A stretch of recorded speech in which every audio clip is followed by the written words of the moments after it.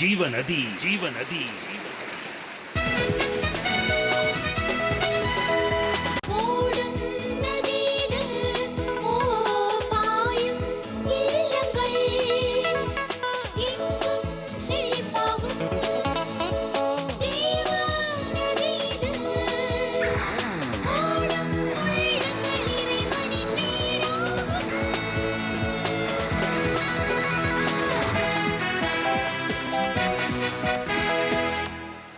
ஜீவநதி.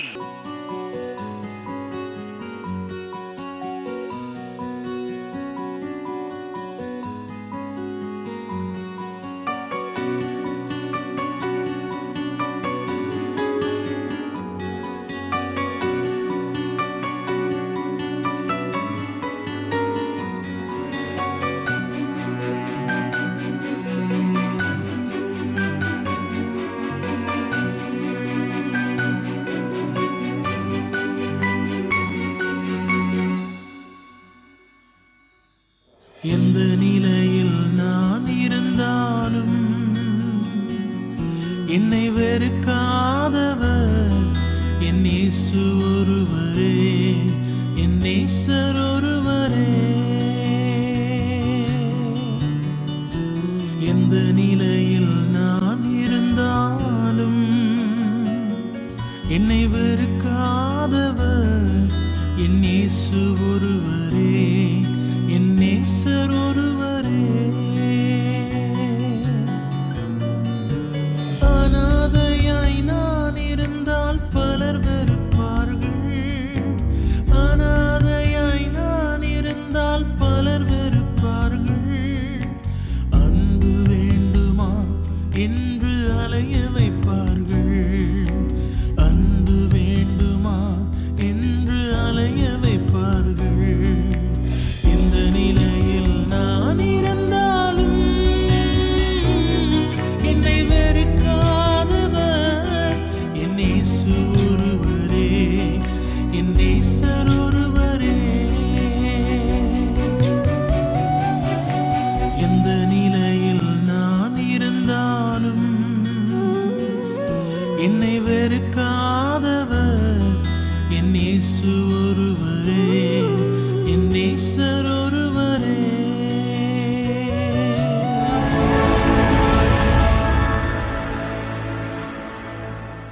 அன்பானவர்களை, மீண்டும் ஜீவநதி நிகழ்ச்சியில் உங்களை சந்திப்பதையிட்டு மிக்க மகிழ்ச்சி அடைகிறேன். இன்றைய நாளிலும் உங்கள் முன்பாக ஒரு விசேஷித்த சாட்சியை கொண்டு வர இருக்கின்றோம். அதுக்கு முன்பதாக ஒரு சில ஆலோசனைகளை உங்களுக்கு சொல்ல விரும்புகிறேன்.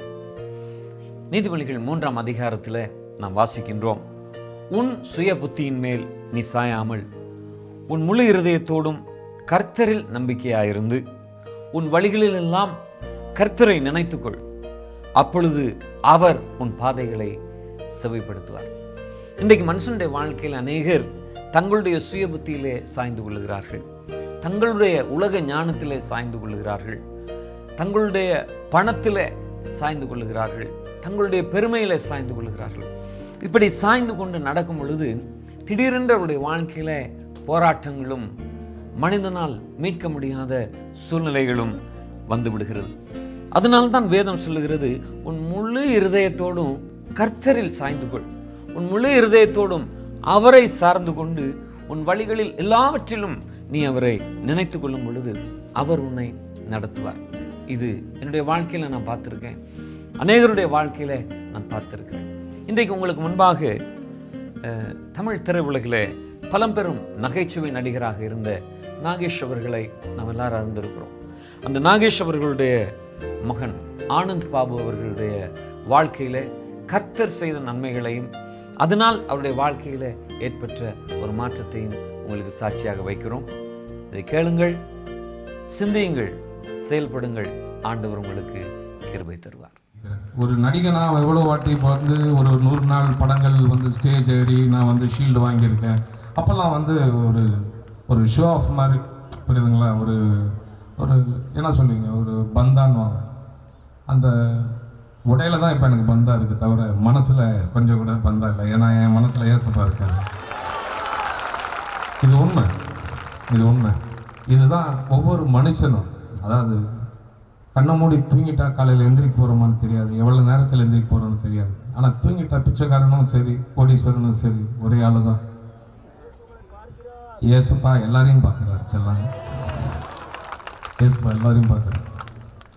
ஸோ நான் உங்ககிட்ட எப்படி அறிமுகமானேன், எந்த பாட்டில் அறிமுகமான உங்களுக்கு ஞாபகம் இருக்கும்.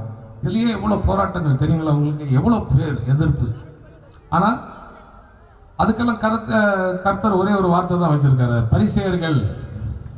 பரிசேயர்களோட வாழ்க்கை எப்படி இருந்துச்சு பைபிளில், ஏசப்பா அவர்களை பற்றி என்ன சொன்னார், அதை பற்றி நம்ம எதுக்கு பேசிக்கணும். ஏசப்பாக்காக நான் வந்திருக்கிறேன், ஏசப்பா புகழுக்காக நான் வந்திருக்கேனே தவிர என் புகழை தேட நான் வரலைங்க. ஹல்லேலூயா, ஹல்லேலூயா.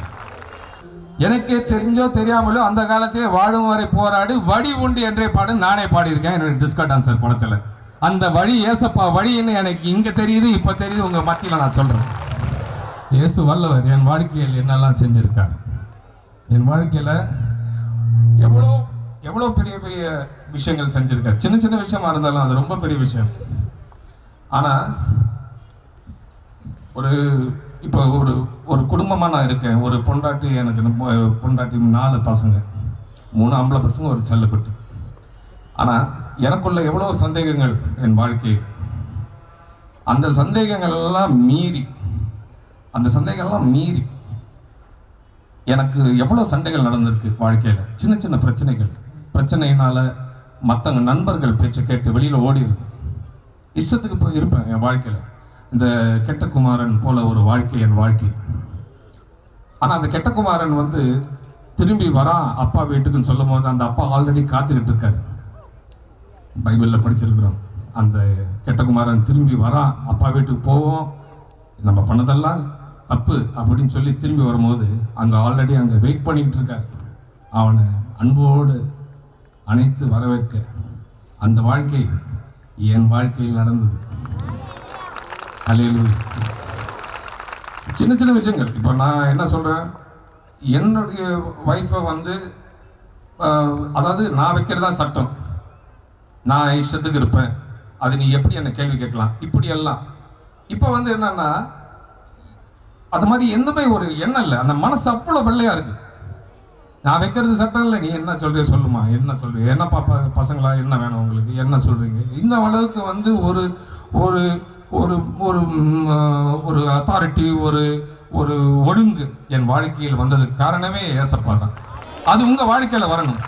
உங்கள் வாழ்க்கை ஒரு குடும்பம் ஒரு ஒற்றுமையாக இருக்க வேண்டும். ஒவ்வொருத்தரும் ஒரு ஒற்றுமை இருந்தால் ஏசப்பா அந்த ஒற்றுமையை பற்றி பேசுறதுக்கு தான் எனக்கு இன்னைக்கு ரொம்ப தூண்டுதல். அதாவது என்னன்னா, ஒரு புள்ள ஏதோ ஒன்று தப்பு செய்கிறான், ஏதோ வெளியில் போகிறான்.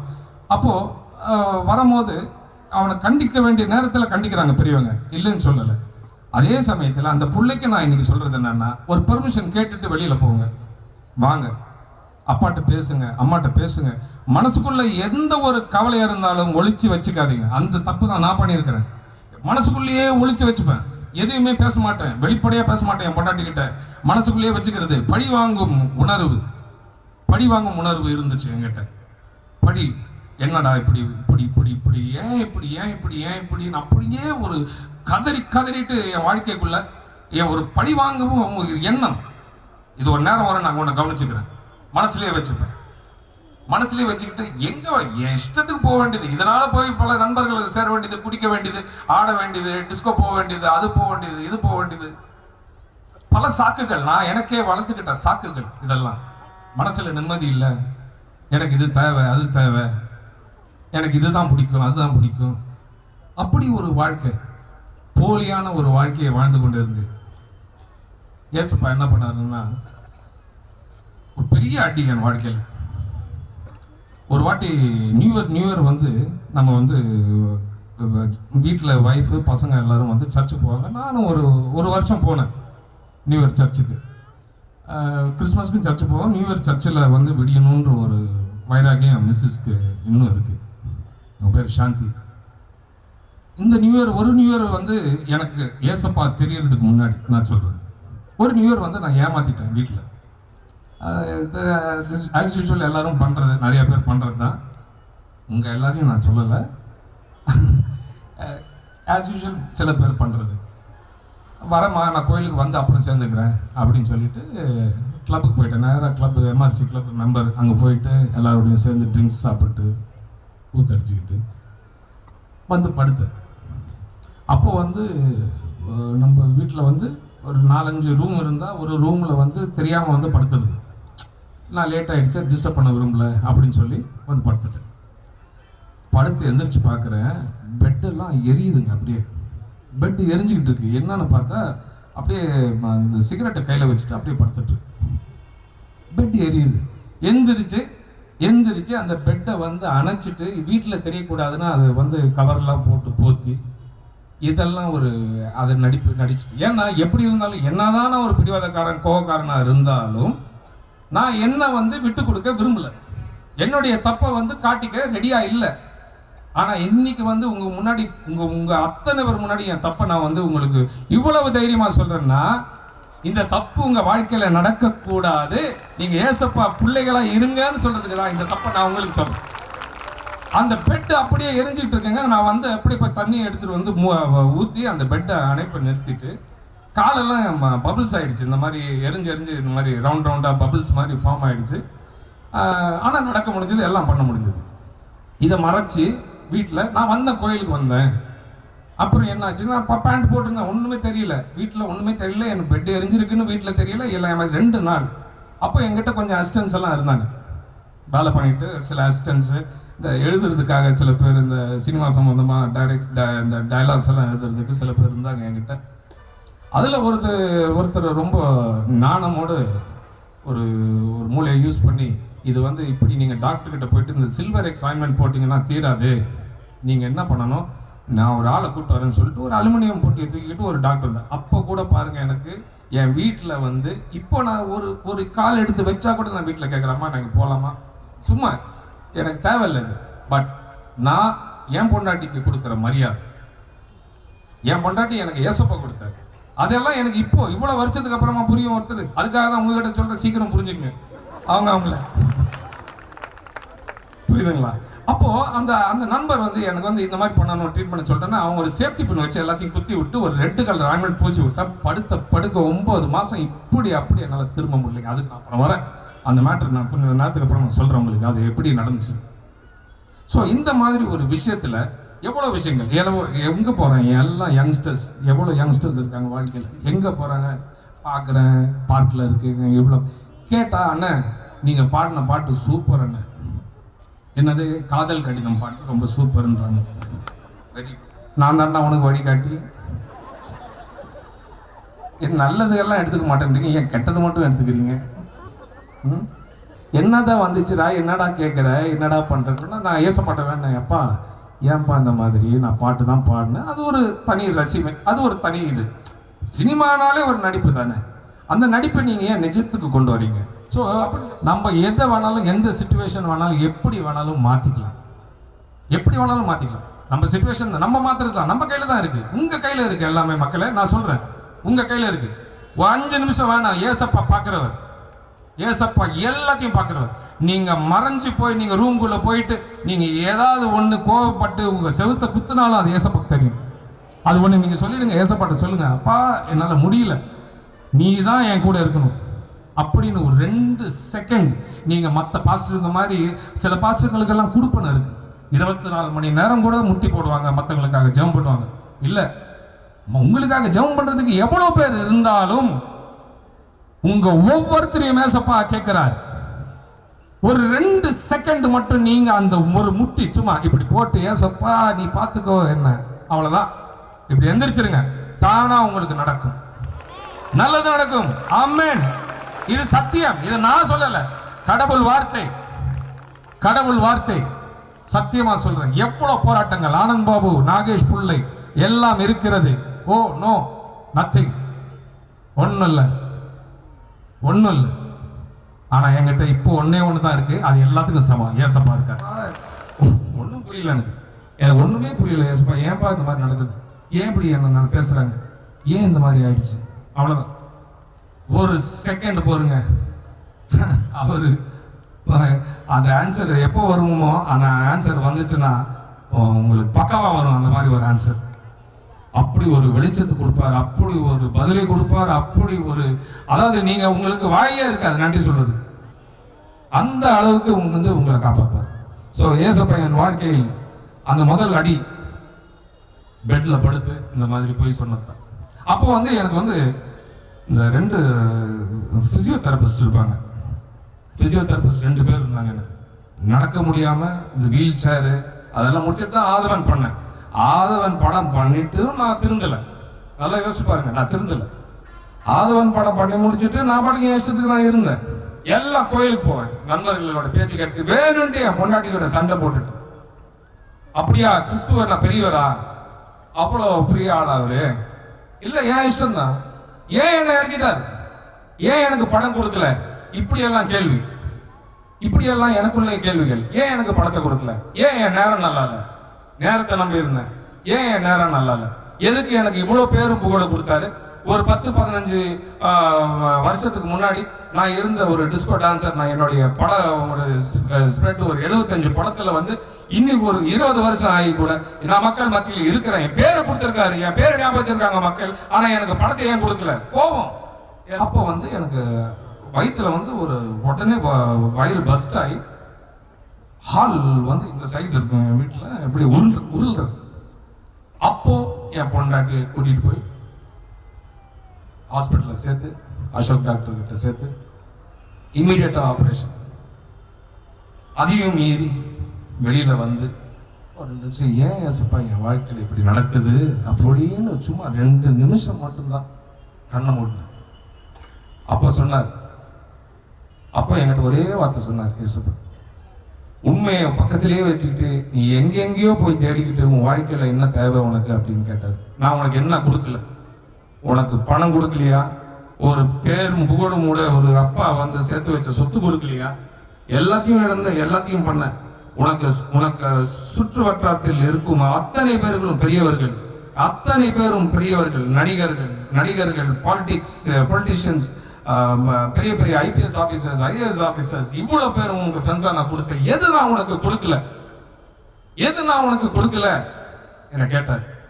என்னமோ தெரியல ஏசப்பா, எனக்கு ஏன் நான் அப்புறம் எப்படி இருக்கேன், அதுதான் நீ ஓடி போயிட்ட, எனக்கு பிடிச்ச ஆடு நீ வா அப்படின்னு எனக்கு தூக்கினாருங்க. 100 ஆட்டுல ஒரு ஆட்டு காணும் அப்படின்னு சொல்லிட்டு அந்த ஆடை அவர் விடலைங்க, அவர் தூக்கிட்டாருங்க. தூக்கி நீங்க உங்களுக்கு சொல்றாரு, வேற ஒண்ணும் இல்லை, ஓடாதீங்க, அந்த மந்தையில் இருங்க. கண்டிப்பா ஒருத்தர் தனியா அதாவது ஏசப்பா சொல்றாரு, 2-3 பேர் சேர்ந்த ஜெபம் பெரிய ஜெபம்னுவாங்க. ஆனா தனியா நீங்க வெக்கப்பட்டாலும் பரவாயில்ல, ஏன்னா இதெல்லாம் நான் தாண்டி வந்திருக்கிறேன், வெக்கப்பட்டாலும் பரவாயில்ல, ரூம்ல சும்மா ஒரு 2 செகண்ட் ஏசப்பா எனக்கு காப்பாத்து, இது பண்ணணும், இது பண்ணணும், என்ன கேட்கறாங்க, இது பண்றாங்க, என்ன பண்றது அப்படின்னு அவங்க ஏசப்பாட்ட கேளு. வேற யாருக்கும் பதில் வராது. நண்பன் பதில் சொல்ல மாட்டான், நண்பன் சொன்னாலும் நீங்க யோசிங்க, பண்ணலாமா வேணாமான்னு ஏசப்பாட்ட கேளுங்க. நான் தப்பு சொல்லல, எந்த நண்பனையும் தப்பு, எல்லாரும் எனக்கு நண்பர்கள் தான். இப்ப நீங்க எனக்கு ஏதாவது சொன்னீங்கன்னா கூட நான் யோசிப்பேன், கண்மூடித்தனமா எதுவுமே செய்ய மாட்டேன். இப்படி ஒரு வாழ்க்கை என் வாழ்க்கையில. அப்போ அந்த கால் அடிப்பட்ட நேரத்துல 2 பேர் என்னை இது பண்ணாங்க, நடக்க வச்சாங்க. அந்த ஸ்ட்ரெச்சர் மாதிரி இருக்கும், அதெல்லாம் பிடிச்சிட்டு நடக்க வச்சாங்க. அப்போ எனக்கு ஒரே வருத்தம், ஏசப்பா இப்படி ஆயிடுச்சே அப்படின்னு ஒரு குருட்டு தைரியம் ஏசப்பாக்குள்ள வராம. ஆனா அவங்க என்கிட்ட பாடினாங்க, பாடி என்னை நடக்க வச்சாங்க. அந்த நடப்புல நான் ரொம்ப சந்தோஷப்பட்டேன். அந்த நடப்பு எனக்கு ஒரு நடப்பும் இப்ப அப்போ என்னுடைய பலம் நினைச்சிருந்தேன், ஆனா அது ஏன் பலம் கிடையாது, அது என் பலமே கிடையாது, அது என்னுடைய ஏசப்பாவுடைய பலம் தான் என்ன நடக்க வச்சது, இன்னைக்கு உங்க முன்னாடி நிக்க வச்சது. அப்ப இப்படி பல கஷ்டங்களை தாண்டி இன்னைக்கு நான் ஏசப்பாக்கு நிக்கிறேன். உங்களுக்கு சொல்றேன், தயவு செஞ்சு இந்த உண்மையான கடவுள் சந்தேகப்படாதீங்க, என்ன மாதிரி சந்தேகமே படாதீங்க, சந்தேகம் இல்லாத வாழ்க்கை, சந்தேகமே படாதீங்க, ஜாலியா இருங்க. வாழ்க்கையில எவ்வளவு கஷ்டங்கள் இருக்கும், கடங்காரனா வந்திருப்பீங்க, இங்க எவ்வளவு கஷ்டங்கள் இருக்கும், பொண்டாட்டி கிட்ட பிரிஞ்சு வந்திருப்பீங்க, பையனை திட்டிட்டு வந்திருப்பீங்க, பையன் அப்பாட்ட கோச்சு வந்திருக்கலாம், பொண்ணு வெளியில ஓடி போயிருக்கலாம். ஏசப்பாக்கு சும்மா 2 செகண்ட் அப்படி, ஏசப்பா பார்த்துக்கோ, அவர் பார்த்துப்பார். ஆமென், ஹல்லேலூயா. அருமையான அன்பின் சகோதர சகோதரிகளே, அந்த மனிதனுடைய வாழ்க்கையில ஆபத்துக்கள் வந்த பொழுது இதுதான வாழ்க்கை என்ற துன்ப சூழ்நிலை வந்த பொழுது பாருங்கள், ஆண்டவராகிய இயேசு கிறிஸ்து அவருடைய வாழ்க்கையிலே செய்த நன்மையை. பணம் இருந்தது, புகழ் இருந்தது, எல்லாம் இருந்தது. ஆனால் வாழ்க்கைக்கு தேவையான சமாதானமும் சுகமும் அவர்களுக்கு இருக்கவில்லை. ஆகவே ஆண்டவராகிய இயேசு கிறிஸ்துவை அவர்கள் பற்றி கொண்ட பொழுது அங்கே ஒரு பெரிய வெற்றி. மீண்டும் அந்த வாழ்க்கையில் ஒரு மாற்றம், ஒரு உண்மையுள்ள வாழ்க்கைக்கு நேராக அங்கே கர்த்தர் நடத்தி செல்கிறதை நம்ம பார்க்கிறோம். சங்கீதக்காரன் சொல்கிறான், எனக்கு ஒத்தாசை வரும் பர்வதங்களுக்கு நேராக என் கண்களை ஏறெடுக்கிறேன். சங்கீதம் 121 பார்க்கும் பொழுது, வானத்தையும் பூமியையும் உண்டாக்கின கர்த்தரிடத்திலிருந்து எனக்கு ஒத்தாசை வரும். இவர்களுக்கு இந்த ஒத்தாசை வந்தது வேறு யாரிடத்திலும் இருந்தல்ல, வானத்தையும் பூமியையும் உண்டாக்கின கர்த்தரை அவர்கள் நோக்கி பார்த்த பொழுது ஒத்தாசையை பெற்றுக்கொண்டார்கள். உன் காலை அவர் தள்ளாட விட்டார், உன்னை காக்கிறவர் உறங்கார் என்று வேதம் சொல்கிறது. இன்றைக்கு இந்த ஆண்டவர் என்னுடைய வாழ்க்கையிலும் எத்தனையோ நன்மைகளை செய்திருக்கிறார், எத்தனையோ கிருபைகளை கொடுத்திருக்கிறார். அதனால அந்த ஆண்டவர் இவருடைய வாழ்க்கையில நன்மை செய்து சாட்சியாய் வைத்த ஆண்டவர், என்னுடைய வாழ்க்கையில கிருபை கொடுத்து சாட்சியாய் வைத்திருக்கிற ஆண்டவர் உங்களுடைய வாழ்க்கையிலும் நன்மை செய்வார். நீங்கள் செய்ய வேண்டியதெல்லாம் அவருடைய பரிசுத்த வேதத்தை கையில் எடுங்கள், அவருடைய பரிசுத்த வேதத்தை வாசியுங்கள், அவருடைய பரிசுத்த வேதத்தை நேசியுங்கள். அப்படி நீங்கள் செய்யும் பொழுது உங்களுக்கு உலகம் தர முடியாத மெய்யான சமாதானத்தை ஆண்டவர் கொடுப்பார். ஜெபம் செய்வோம். அன்பின் பரலோக பிதாவே, கேட்ட சாட்சிக்காக நாங்கள் உமக்கு நன்றி செலுத்துகிறோம். எங்கள் ஒவ்வொருவரையும் சாட்சியாக ஆண்டவர் வைத்திருக்கிறீர். இந்த நாளிலும் இந்த நிகழ்ச்சியை பார்க்கிறவர்கள் தங்களை உமக்கு அர்ப்பணிக்கவும், உம்முடைய வேதத்தை பற்றி கொண்டு பரத்திலிருந்து வருகிற மெய்யான சமாதானத்தினால் நிரப்பப்படவும் கர்த்தர் உதவி செய்வீராக. வானத்தையும் பூமியையும் படைத்த கர்த்தரிடத்திலிருந்து எனக்கு ஒத்தாசை வரும் என்று எழுதப்பட்டிருக்கிறது போல, இவர்களுக்கு என்னெல்லாம் தேவையோ அந்த ஒத்தாசையை நீங்கள் பரத்திலிருந்து கொடுங்க. உம்மை அறிந்து கொள்ளும் கிருபையை கொடுத்து இவர்களை ஆசீர்வதி. இயேசுவின் நாமத்தில் ஜெபிக்கிறோம் நல்ல பிதாவே.